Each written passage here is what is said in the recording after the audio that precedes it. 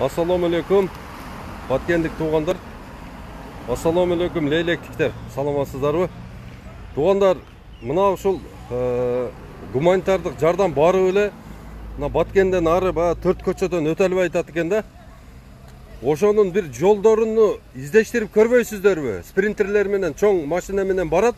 Ошолорду спринтерлерге жүктөп туруп ары карай ошол ылдыйкы зонага, Лейлек тарапка, Арка, Интернационал, 60 жылдык, Достук, Очу Калача, Кулунду, Коммунизм, ошо Бешкент, ошактарга жеткирүү жолуну.